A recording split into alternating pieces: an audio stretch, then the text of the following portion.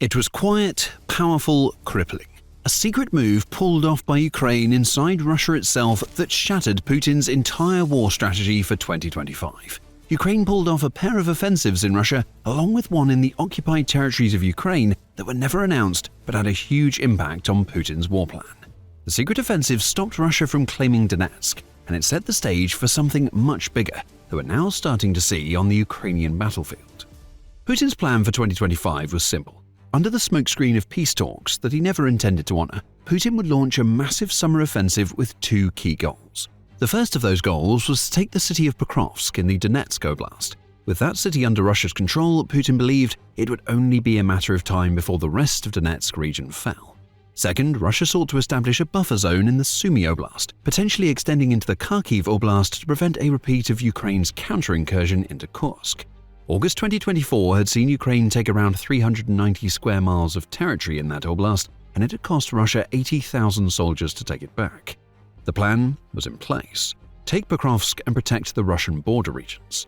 Ukraine crippled those plans with a trio of secret offensives, two of which took place on Russia's own turf. The other stopped Russia from taking Pokrovsk and has left Putin scrambling to maintain the myth of the inevitability of Russia's victory. February 6th saw Alexander Syrsky, who is the commander-in-chief of Ukraine's armed forces, reveal what Ukraine had done during the early stages of 2025 to stop the Russian war strategy in its tracks. In 2025, Ukraine's defense forces conducted 3 offensive operations, 2 of them on Russian territory in the Belgorod region and the Kursk region. The third operation took place in the Drobopilia direction, Syrsky claimed.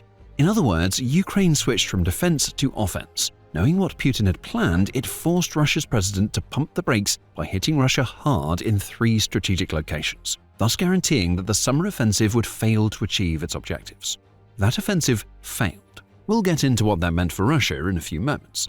First, Syrsky says that the trio of secret Ukrainian operations took place in Kursk, Belgorod, and Drobopilia. According to Euromaidan Press, Syrsky also said that none of these operations were announced publicly. Though Syrsky doesn't reveal exactly what Ukraine did to hurt Russia's 2025 plans as badly as it did, there are reports about all 3 of the regions that he mentions that offer hints. Let's start with Kursk. By the end of 2024, it seemed like Ukraine's counter-incursion into Kursk was over. Russia had amassed a force of around 50,000 soldiers, including somewhere in the region of 10,000 to 12,000 North Korean troops, to push Ukraine back out. The operation has largely been a success for Russia, albeit at the massive cost that we mentioned earlier in the video. But what most people don't know was that Ukraine didn't disappear from Kursk entirely in 2025. In fact, the beginning of the year saw Ukraine launch a surprise offensive in the region that caught Russia off guard, and according to The Guardian, appeared likely to have been launched to catch the eye of the then incoming US President Donald Trump. Videos were published by Russian channels showing Ukrainian armor moving in what those channels called a carousel to shuttle infantry into the Kursk region. Specifically, Ukrainian armored columns were pictured advancing across the snow-covered fields of a village called Bolshoye Soldatskoye, which is to the northeast of the town of Sudzha, which Ukraine took during its initial Kursk offensive.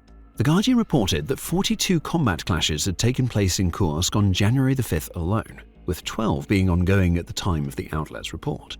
About a month after The Guardian's report, Euronews added that Ukrainian forces had managed to advance about 5 kilometers, or around 3.1 miles, into Kursk, primarily using the Sudzha-Obion highway to move forward. And Ukraine even managed to capture a handful of villages in the direction of Ulanok and Cherkasskaya Konopelka.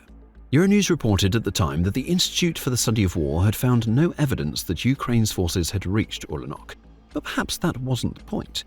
If this early 2025 offensive was indeed the secret offensive that Syrsky is hinting at, capturing the territory that Ukraine had lost in Kursk likely wasn't the real goal.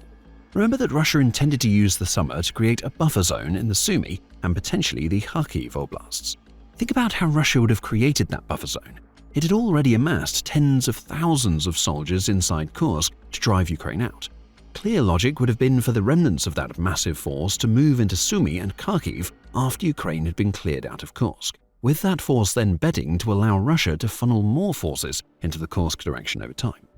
Ukraine launching an offensive in January would have thwarted those plans. After all, soldiers who were being forced to once again fight off a Ukrainian advance in Kursk would no longer be able to send to Sumy or Kharkiv to create the buffer zone. Ukraine could also use this second wave of offensives to further attrit Russia's forces in Kursk. meaning that any that did eventually make it over the border into Sumy or Kharkiv would be exhausted and likely become easy prey for Ukraine's defenses in those regions. There's one thing that we know for sure: no stable buffer zone exists in Ukraine. This early 2025 Kursk operation set the stage for the collapse of Russia's summer buffer strategy before it ever got off the ground. Stick with us, as we'll be explaining how Ukraine's genius counteroffensives had a huge impact on Putin's Pokrovsk plans in just a few minutes. Before that, we also need to talk about Belgorod. Now, like Kursk, Belgorod is a Russian border region that Putin knows is vulnerable to Ukraine's offensives. The buffer zone that Russia intended to create would have protected Belgorod as much as it would Kursk, which brings us to the second secret offensive that Syrskyi mentions. Again, Syrskyi hasn't revealed any details about this offensive. However, what seems most likely is that he's referring to what Ukraine did toward the end of March 2025 and into April. On March 23rd, Newsweek reported that Russia's offensive in Ukraine had stalled amidst Ukraine launching a counterattack into the Belgorod region. At this point, the outlet says Ukraine had pulled back from the Kursk region, which lies just to the west of Belgorod. It appears that the forces that launched the renewed offensives into Kursk earlier in 2025 were redeployed into Belgorod, which created a whole new range of problems for Russia. With Kursk freed up, Russia would have theoretically been able to send its troops into Sumy and Kharkiv to set up the buffer zone that Putin wanted. Instead, Ukraine's incursion into Belgorod would have once again diverted those Russian soldiers, forcing them east into Belgorod to deal with yet another Ukrainian assault designed to attrit them. What makes these March attacks seem like the most likely of the secret offensives that Syrskyi references is that Ukraine didn't confirm them at the time. As Newsweek notes, it was Russia that claimed that Ukraine had carried out cross-border attacks in Belgorod, with the attacks reportedly being focused on the villages of Pralesia and Demidovka, which are a little south of Kursk. Russia said that Ukraine had attacked these villages with 200 soldiers and 5 tanks, leading to Russian military bloggers stating that Ukraine had successfully stretched Russia's forces with the incursion. Russia, of course, claimed to have destroyed the Ukrainian offensive. Now it seems like that wasn't the case. It wouldn't be until April 1st that the Kyiv Independent reported on comments made by Ukraine's President Volodymyr Zelensky that confirmed the presence of Ukrainian troops in the Belgorod region. The outlet said that the incursion was focused on alleviating the pressure on Ukrainian troops still fighting in Kursk. Ukraine was using mechanized attacks, probably as described by Russia, along with engineering vehicles that cleared obstacles and mines standing in the way of its soldiers entering Belgorod. In general, it doesn't look like any gains Ukraine has made have been very significant in terms of territory taken, said the deputy director of the Russian program at the Foundation for the Defense of Democracies, John Hardy. However, as with the Kursk incursion, gaining territory wasn't the point. Ukraine was holding Russia up. It was disrupting the plans that Putin had developed for the summer by destroying as many of Russia's soldiers in the border regions as possible. The weaker the force that was left over, the less chance that Russia would have of creating the buffer zone that Putin had mandated. As we see today, Ukraine's secret strategy worked perfectly. Every plan that Putin had for Sumy and Kharkiv collapsed. Quick side note, you're watching The Military Show, and we always bring you the full picture. Hit subscribe to look beyond the headlines and stay ahead of the curve. With that, we head all the way back to Pokrovsk, and the third of the offensives that Syrskyi mentions. Unlike the two that we've already covered, this third offensive didn't occur on Russian territory. It happened on the territory that Russia had stolen from Ukraine. Still, that does mean that Ukraine pulled off another offensive operation both against and behind the combat lines, and this one was very important. But hold on a second. We keep saying Pokrovsk, but the offensive that Syrskyi mentions was in Dobropilya. It was indeed, and that's why it mattered.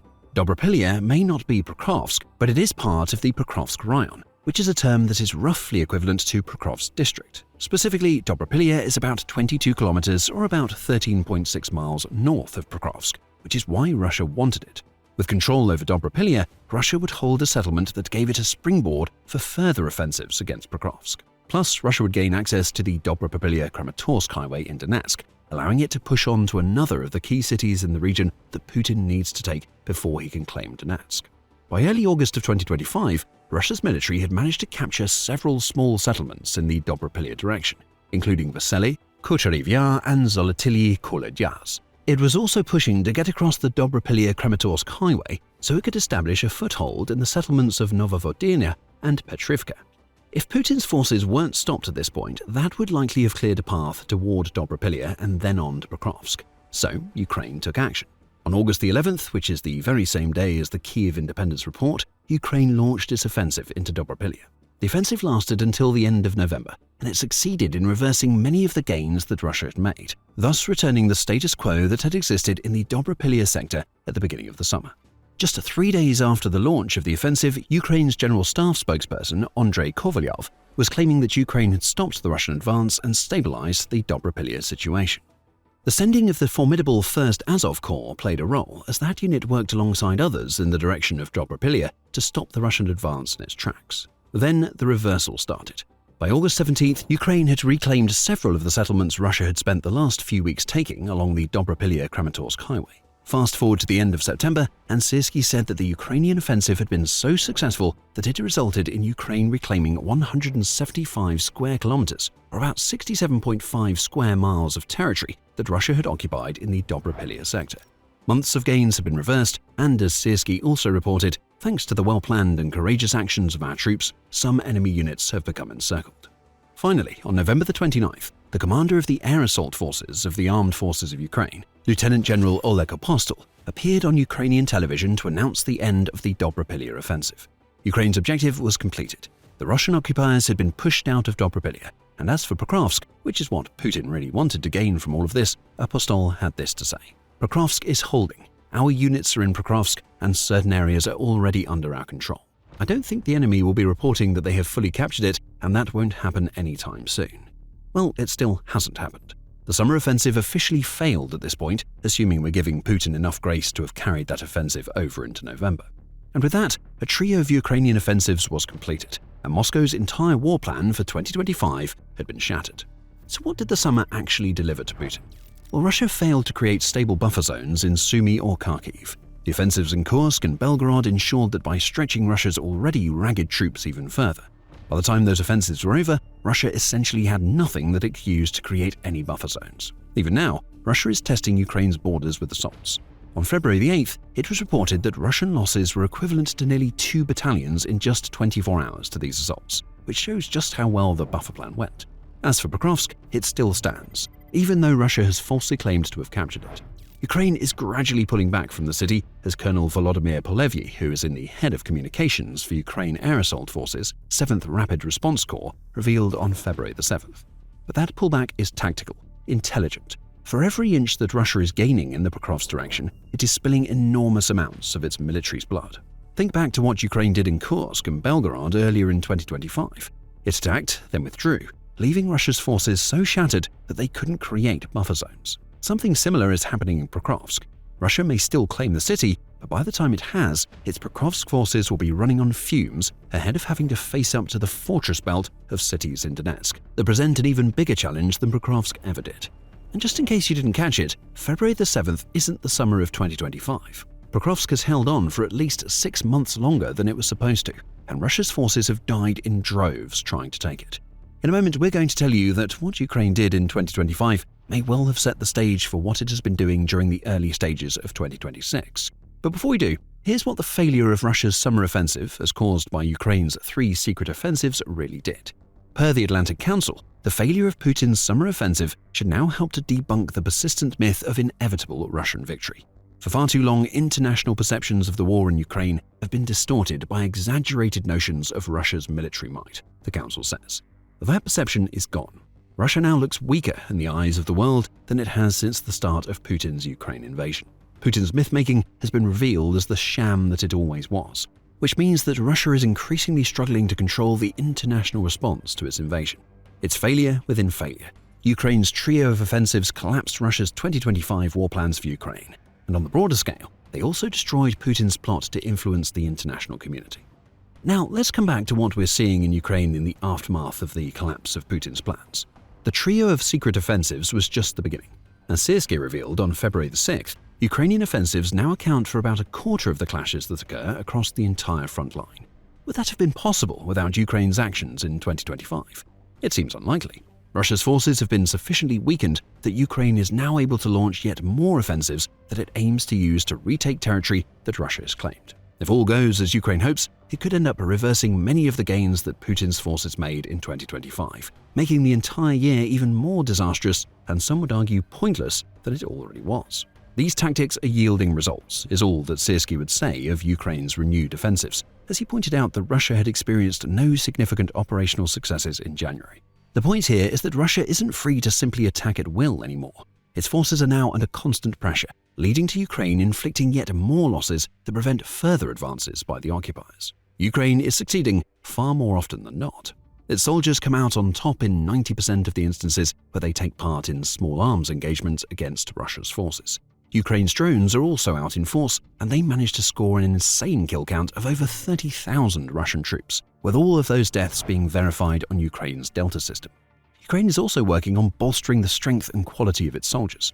It has introduced the 6th edition of its training program, which extends basic training for soldiers to 51 days, in addition to offering an adaptation period of 14 days.